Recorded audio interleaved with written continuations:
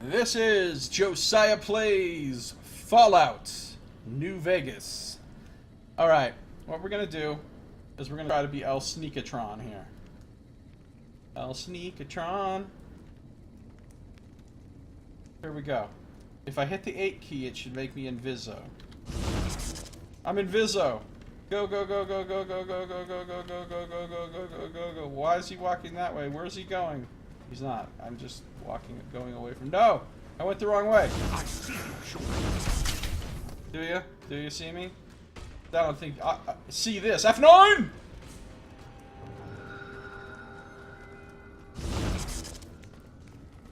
We'll just keep doing this until we find it. What just happened? She just power fisted somebody. F9! Did I not put you on passive? What's up? Let's talk about your tactics. Am I punching too? I want you not to attack enemies unless I've already engaged them. What a coincidence! I've been doing that all this time. That's all. Let's get going. Count me in.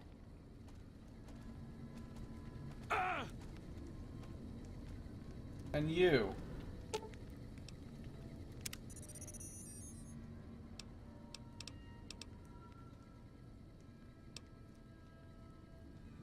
Wait a minute. I was just thinking that, Saito. I was like, wait a minute. Can't I just tell them to wait? Josiah, listen, proles. Here's what you need to know about class struggle. Well, look, I'm not educated in all these things, obviously. I'm just spouting off based on my own life experience. And my own sense of what seems to be right and wrong to me. Alright, I'm gonna need you to wait here. Thanks, buddy. And you, Veronica, come here. I'm gonna need you to wait here. Should have brought something to read. And now I'm gonna quick save. Go, go, go, go, go, go! Super stealth time. Is he this way? This way? He's not this way. I don't know how long this thing lasts. Why is he so hard to find? Is he behind this locked door?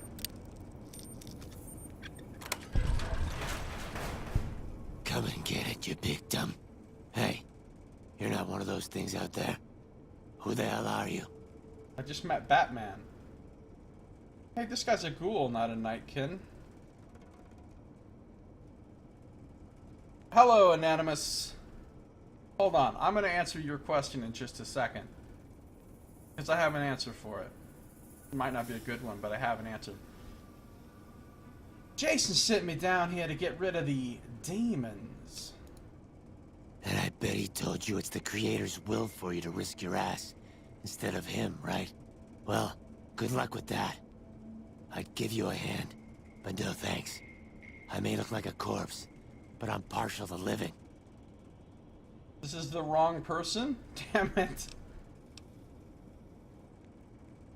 You don't look like the other ghouls from Brad's group, if you don't mind my saying. Guess the outfit gives that away, huh? I never did buy into that religious mumbo-jumbo with the robes and all that shit. It gets lonely out in the wastes, okay? And I don't have to tell you that Bright's group has got some fine-looking ghoulettes in it. Whoa. Or maybe I would have to tell you. Anyway, I helped them out, and they kept me supplied with ammo and pleasant company. Fine looking ghoulettes. Okay, hold on. If my face looked like that, if I was a ghoul and I looked like that, I can tell you right now, I would not then suddenly become attracted to other people that looked like that. Like, I wouldn't think ghouls are attractive just because I'm one. There's a little bit of a real world parallel to that, but I don't think I'm gonna go into it. But like if I look, it's just like Mort in Planescape Torment. He thinks all the zombies are hot, right? Like, how... they're not objectively more attractive just because you're dead. That doesn't even make sense. Alright, hold on. What's up in the chat here? So, Anonymous says, but is making unfit survive really moral? Will future generations thank us for it? And my answer to that is, even if someone is unfit to take care of themselves, doesn't mean they don't have contributions that they can make. And we never know what those contributions are going to be, or how big they will be, how they will ripple out. I personally have helped some people in my life. Quite a few people. Even though I've done a lot of harm, and I've been a lot of useless for a lot of years, I've helped some people out in my life in pretty big ways. And who knows what those people have then gone on to do because I helped them, or even save their life. Who knows what one inspiring conversation that you have with somebody might cause them to make a decision. And them making that decision might cause them to embark on a path in their life where they do great good and great benefit for society. Who knows? We can't say that for sure. So we can never say that any individual is useless unless they literally can't interact with anybody. If they're in a coma or something, or unable to speak to others or do anything for others in any way, then that's a different matter.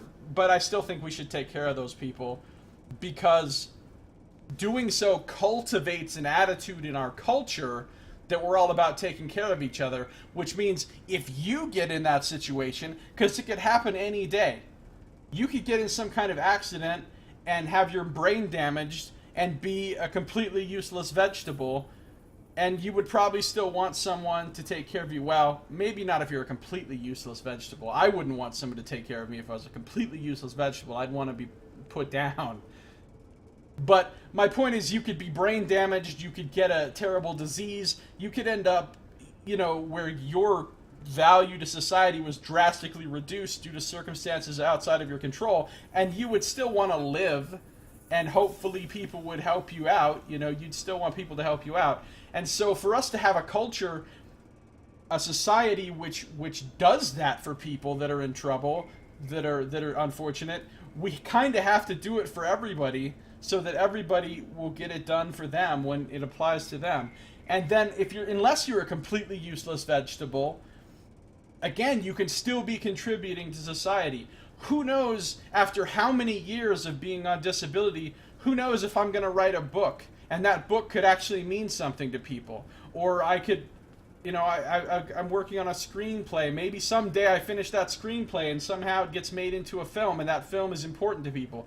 Now, I don't realistically think those things are going to happen, because I tend not to finish things that I start as a general rule, but my point is, who knows? We can't say that for now. So, you can't say, this guy's doing no good for society right now, so let's fucking oust him, let's get rid of him. Because you never know what contributions someone is going to make. Even if they're in prison, even if they're in a mental hospital, they could interact with somebody in a way that inspires them or causes them to think about the world in a different way, that then, like I said earlier, ripples out into greater and greater benefits. You know what I'm saying? So that's my point. That's why it's worthwhile to take care of all the humans, even if they don't appear to be contributing to the generation of resources in the short term. Alright, that's my answer. What if the various messianic figures of the past were those eras' versions of streamers? Ghoul sex is basically like rubbing two cracked heels together. That's gross. Stop. Don't ever use the phrase ghoul sex again.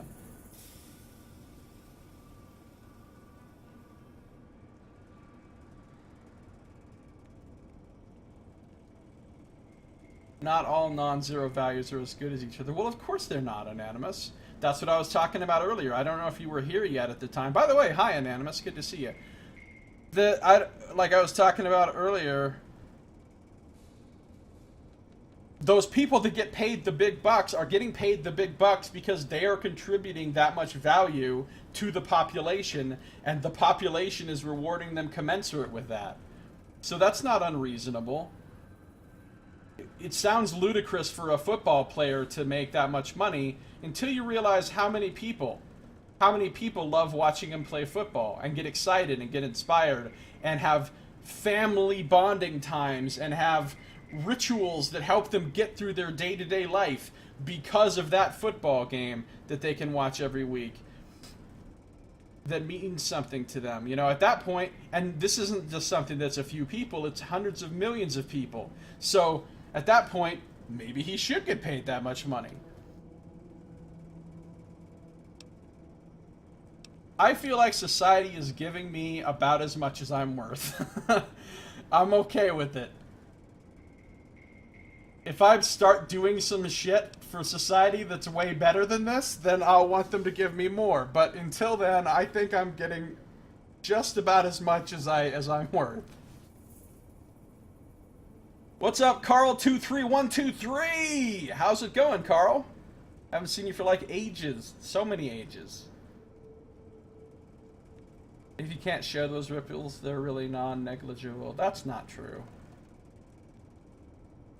First of all, to show those ripples, you'd have to be surveilling every human being 100% of the time in everything they did, and someone would have to be parsing all that data to determine the entire web of cause and effect of the entire human experience.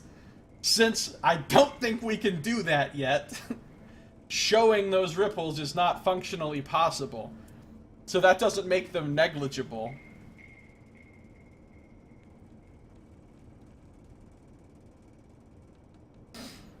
In case you don't know, the veil of ignorance is the argument that normative moral policies should be constructed as if one has no idea of what their given circumstances will be. Oh, I see. That makes sense. Okay. And then there's the argument. I mean, I know some people just want to watch me play Fallout New Vegas right now, and I'm sorry. But I get into these conversations and I have to do it. So then there's the argument that some things should be done for the sake of doing them, not for the sake of recompense, because they have inherent value and they should be inherently satisfying to the person who does them, such that receiving generous compensation for those deeds should not be a priority for them. Now, I don't know how much I agree with that argument. I think there's a certain kind of sense to it. I personally don't want people working in fields of compassion for the money. You know what I mean? Because as soon as you have people working in anything for the money, they become all mercenary about it and assholes, and they stop caring about the principle of what they're doing. So I think it's good to have some people who are doing things that help out humanity in major ways that don't care about the money. I still think we should be compensating them well, but that's the problem. If you compensate them well, then a bunch of people will start doing it just to get compensated well without caring about and then that lack of caring about the principle will degrade the quality of what they're doing, i.e. doctors. Doctors. If doctors didn't get paid well, then the only people who would be doctors, for the most part, would be compassionate people that care about healing others. Right now, that's not the case.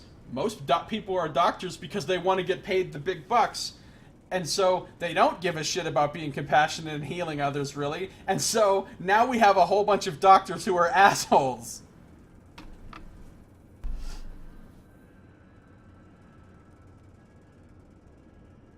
One should be careful with their fantasy of what can be when they assign values to what is.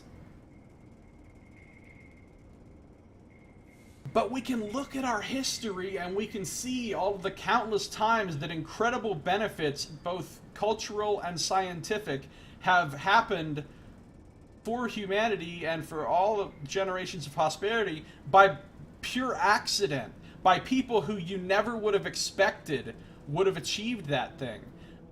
you know, in completely unexpected circumstances. So since we don't know when those things are going to happen again, I think we should be cultivating an atmosphere, an environment where those kind of happy accidents for culture or science can happen. And anytime we're cutting out branches of the human population, we are removing the possibility of some of those kind of those kind of fortunate discoveries or fortunate cultural creations that come out of nowhere, you know?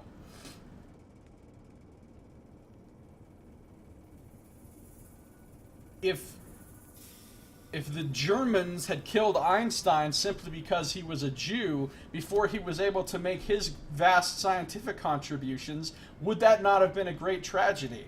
I think it would have been.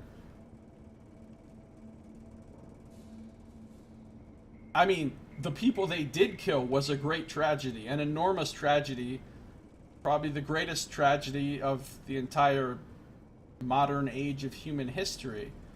But who knows how many things all those people that were killed in the Holocaust might have done to make the world a better place if they hadn't been summarily executed for the most arbitrary and insane of reasons. Okay. One of the fundamental flaws of human nature is the belief in entitlement to reward. Yeah, that's true, Zydo. Russian doctors get paid shit, they're mostly bad. Somehow that doesn't surprise me.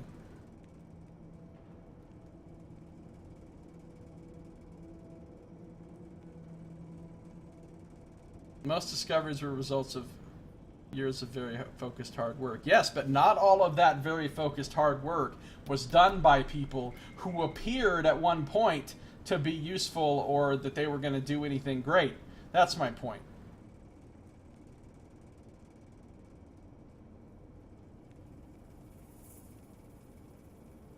Harlan is wondering what the hell this person who wanted us to... Alright, I need to stop. I need to get back to the game here. I'm being ridiculous. I'm sorry. Viewers on YouTube, I'm sorry. Viewers on the stream, I'm sorry.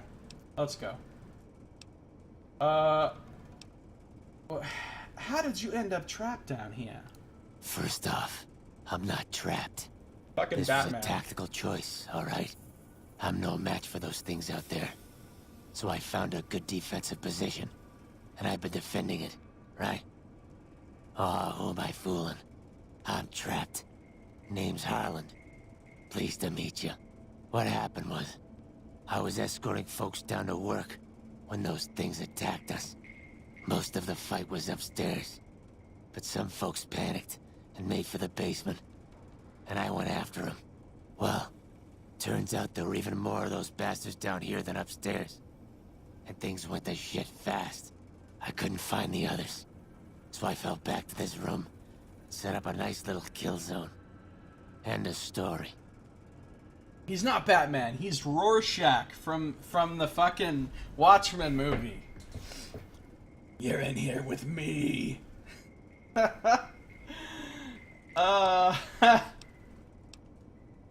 You Nightkin think I'm locked in here with you. You're locked in here with me.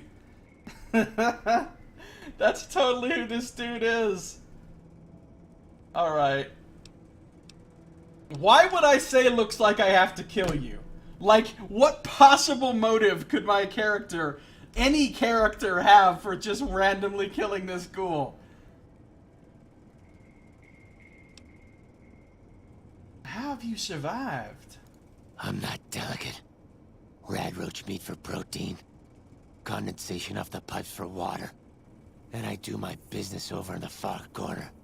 I wouldn't say it's been comfy. I fucking love Rorschach. He's my favorite character in that movie.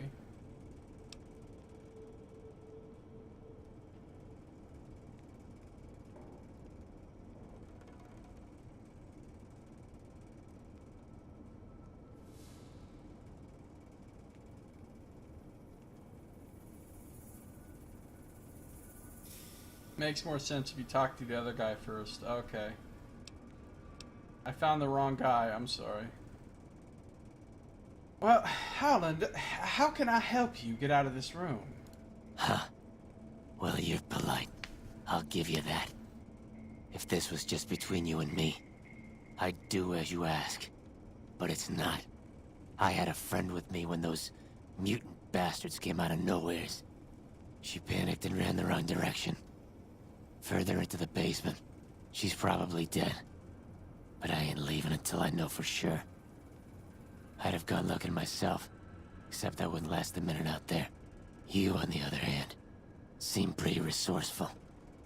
Find my friend, and I'll get out of your way. I think I can do that, Harlan. I'll go try to find your friend. Just sit tight. Keep licking them pipes. I didn't even mean for that to sound like a fucking double entendre or anything. Okay. Thanks. Let me know what you find out. Here's hoping she's okay. Interesting you mentioned Einstein. His role was much closer to that of a streamer, famous football player, celebrity than an actual scientist. I'm gonna let Saito respond to that because he's probably less ignorant than I am. To a huge degree. Am I still stealth? I am still stealth. I didn't realize I was still... Did you find my friend? No, motherfucker! I haven't even gone anywhere. I haven't found it yet. I'll keep looking. I'm not expecting good news, but keep looking. Bye. Alright, where's the other dude? How do I find him? How do I know when the stealth boy wears off? There'll be a sound effect or something. Alright. There he is. What's that, Antler? We have a visitor. An assassin, more like. I say kill it, Antler, for safe's sake. Hmm? Okay, Antler, I'll ask. Hi, human. Why you come here? Hi, mutant. Come to kill you. Excuse me.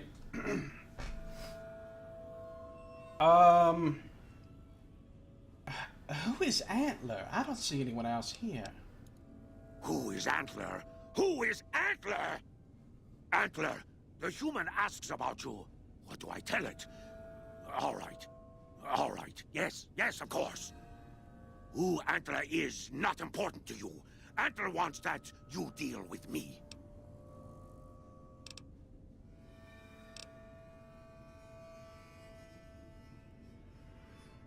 Are you alright? You sound a little off. I am in command of my faculties, in command of my troops. Antler guides me in all things, as I in turn guide my kin. Is Antler the Brahmin skull over there? Cut it out, human. Serious. Final warning. Uh-oh, we've got ourselves a question about Tunok's mask situation here. Yeah, see, this is the answer that will probably get me into a wreck. Okay, what? I'm sorry, we haven't been introduced. I'm Rio, and what was your name again? And for the first time, really, because you never told me your name to start with. Me? I am devoted to Antler. But before Antler... Captain once. Last name Davison. First name... Don't remember. I commanded a troop of Nikon, the Master's elite. A great honor. Very proud. Something happened. We wandered the desert. Life without Master was... hard. The others' minds going strange. Going crazy. But then... I found us new Master. I found us Antler. Since then, everything's been going really well. Alright. Maybe I can help. Good. Antler brought us here for a reason. Why was that, Antler? Right. A piece of paper. Shipment invoice. Hundreds of stealth boys sent here a long time ago. But stealth boys must be in the one room. One we don't search yet. The one we can't search.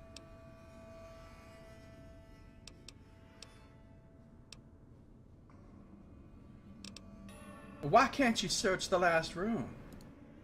A ghoul, but not squishy like others. This ghoul is tough. I thought Antler said, send my kin into that room, but 3 died. Ghoul is a crackshot and set traps too. After I realized I heard Antler wrong, so I locked the door to keep kin out and wait for Antler to tell me what to do. Then, you come along. Antler says you are solution. I get it now.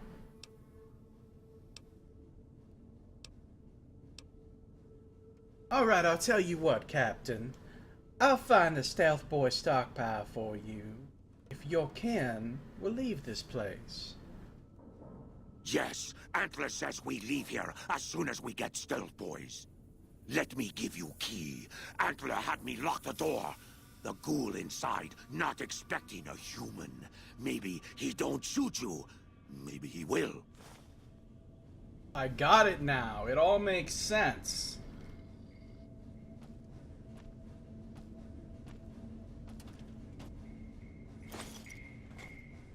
Whoa. Antler sings for Stealth Boys. Have you found them? Sorry, no signs of the stockpile of Stealth Boys yet. I did find something in these cabinets right here. I hope you don't mind me taking it. Keep looking. Antler wants Nightkin to have them. I got it, buddy. I'll kill you. Who'll kill me?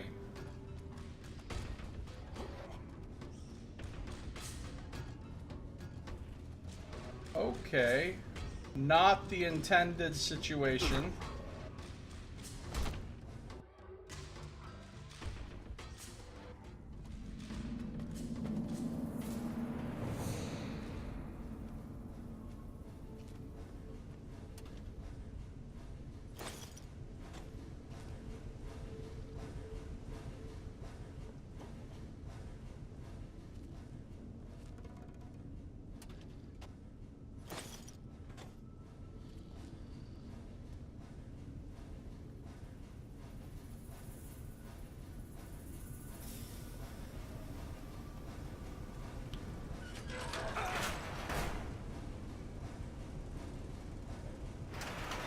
Alright, so the Nightkin are still hostile, and I don't know where I need to go.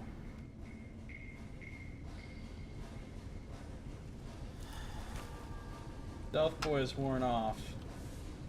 It's the exact same sound effect of a potion wearing off in fucking Skyrim.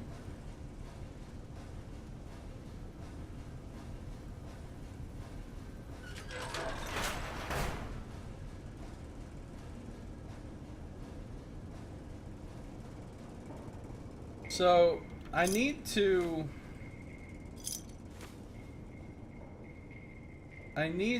find Harlan's friend, but I don't know where, and I'm gonna have to go through hallways filled with hostile Nightkin. So what that means is I'm gonna have to use more Stealth Boys. I don't want to waste any Stealth Boys though. Oh shit. Hey.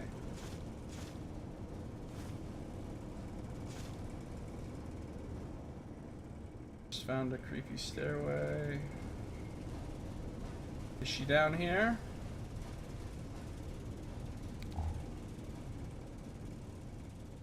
It doesn't look like there's any Nightkin down here. At least not in this room. A lot of cleaner though.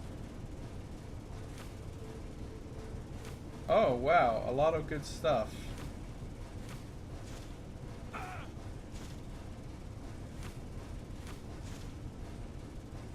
Fission battery. That sounds fancy. Your radar points the way. Oh yeah, I always forget about the radar.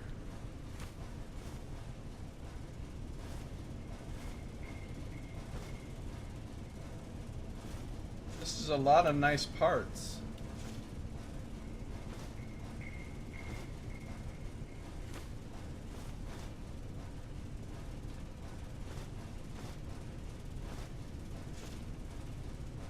There's also one more reason to take care of the infirm, and that's because it makes us feel good. There's a lot to be said for making oneself feel good. I mean, it naturally feels good to help others. In my opinion, because it is good. But we're a cooperative species. For the most part, human beings do not survive on their own, nor are they meant to. The reason we've been able to accomplish all that we have, and survive as long as we have, and thrive, and master the earth, so to speak, is because we cooperate and work together.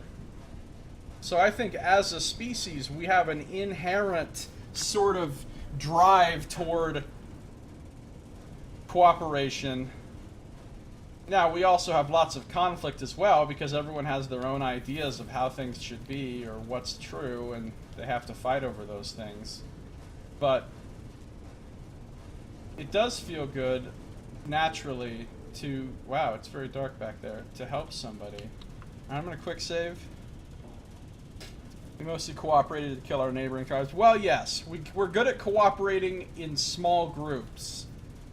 We're not good at cooperating in very large groups.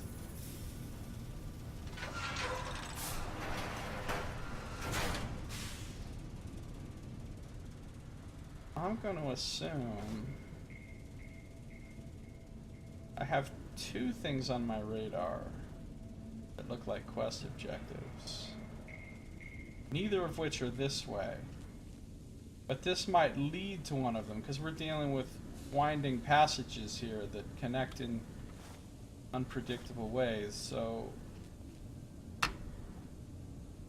I mean, I could be going completely off the beaten path here, away from everything related to the quest, or I could be taking the roundabout route that you need to take to get to the quest. And I have no way of knowing, so... At this point, just keep going the way that I'm going.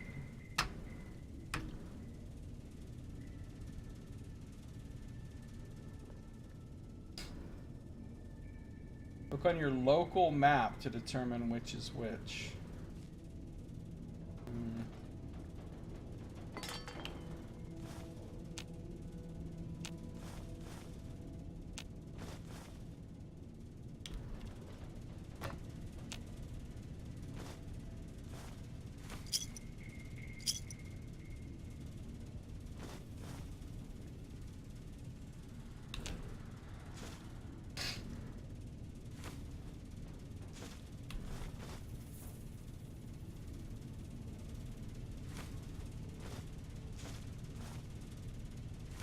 It's tough avoiding the bent tin cans when you're just area looting. It's like a mini game.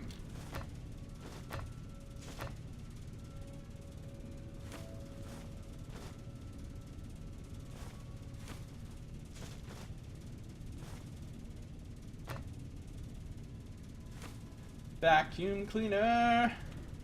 Thank you for 20 caps. All right. Well, this is not the room where she is. We've determined that. Eating less beef equals increase in herd mentality ability. That's a good point, Nox. That's why lotteries exist. You can win, so might as well spend some on the ticket, right? Oh, no, I think that's just foolish.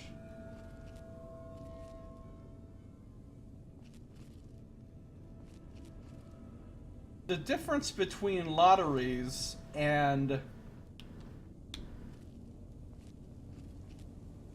what I was talking about is that lotteries, there's nothing unpredictable about a lottery other than who wins. But I mean, there's specific defined odds. There's you know what's going to happen. One person is going to win, no one else is going to win, and you know what the odds are of that happening. You might not know the exact odds when you buy a lottery ticket, but you know the approximate odds. And the people who are running the thing could determine the exact odds based on how many tickets they sold. But there's not some wide range of possibilities, like with what I was talking about. You could say, well, the only thing that could possibly happen is I could win or I could lose, and the chance of me winning is 1 in 50 million or whatever. So I'm not going to win most likely, so therefore it's stupid to buy a lottery ticket. But the other thing is, like, we just have no idea what could happen one way or the other.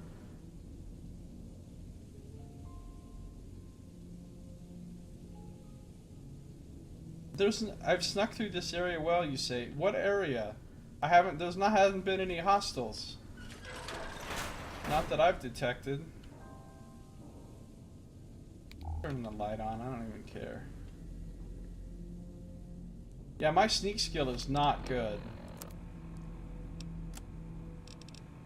It's 35. Not good at all. This place seems like it's set up to, like, be your base or something. Or somebody's base. It's got crafting benches and empty foot lockers and stuff.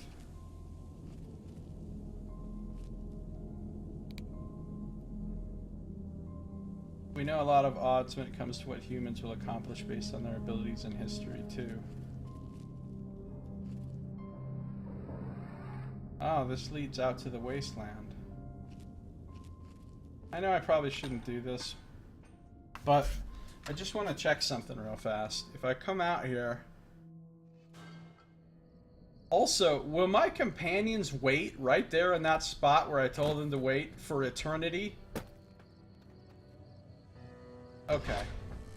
This is that hatch that I found earlier, and I couldn't get into it.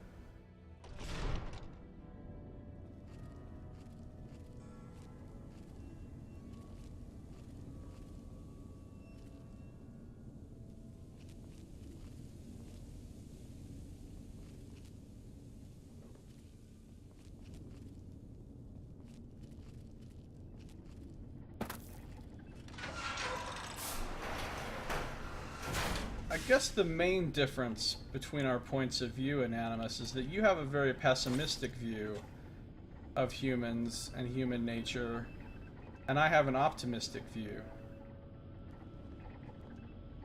I think everyone's got potential to do good things, and it only requires the correct circumstances to come along to trigger them into doing those good things. Oh, that's where the missiles are. Medical clipboard.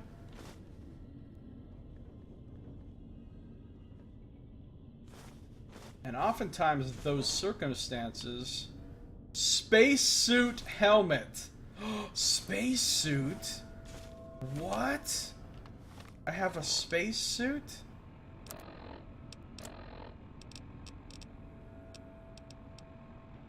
Gives you a lot of rad resistance. Does it give you more than the rad suit? No, it's the same. And DT-10. And it's light. Hold on, this is better than my armor. DT-10, it's light, and rad resistance. This gives me DT-8, and it's light. I'm wearing the spacesuit, folks! It's spacesuit time with my slave scarf. I gotta see how this looks. We gotta see how the spacesuit with the... Oh, it looks friggin' ridiculous. Looks ridiculous. But that's okay. We're in first person. We don't need to look cool. Anyway, I'm optimistic about what individuals can accomplish, and even that people can be redeemed if they have been a terrible person at some point in the past. Pressure cooker.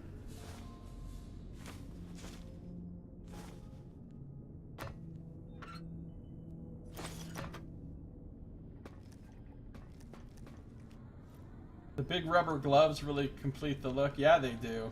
They really tie it together. Spacesuit.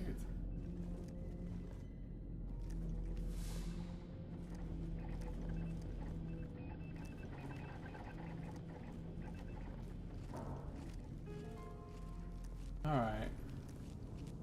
Well, this was a dead end.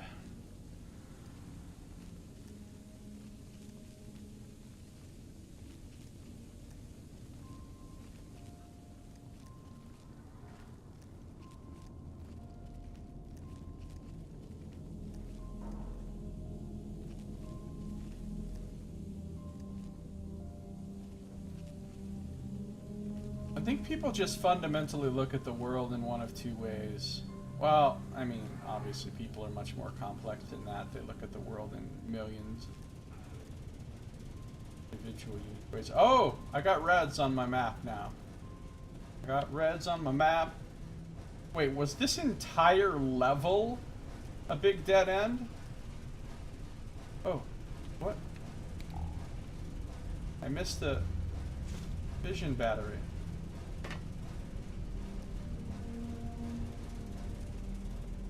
Looks like this entire area was a big dead end.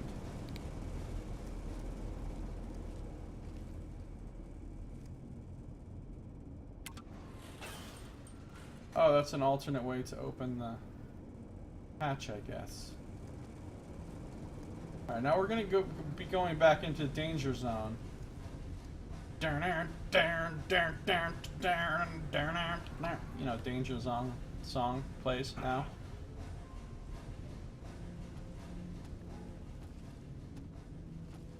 All of us are presented with a lot of evidence during our life. Evidence of good things, evidence of bad things. Evidence of the good side of human nature, evidence of the bad side of human nature. And I think it's just really a matter of which one of those you pay attention to more, because some people will take the exact same situation, the exact same person or whatever, and have nothing but bad to say about it. Say, oh look, this is what was terrible, this is what was terrible. And then they only pay attention to all the bad things that's happened to them or that they've seen. Oh shit, I forgot. There's going to be Nightkin up here.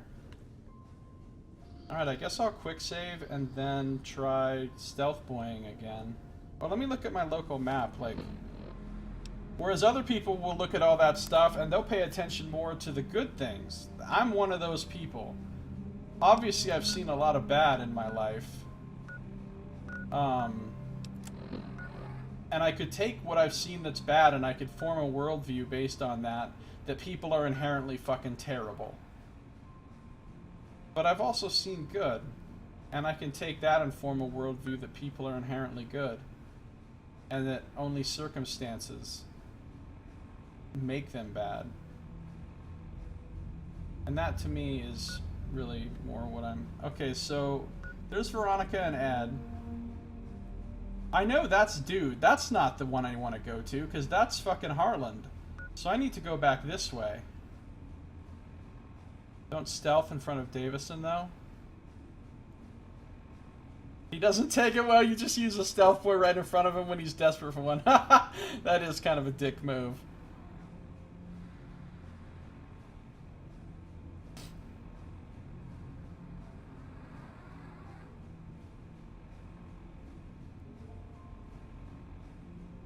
Here's the problem I have with so-called reason, Anonymous.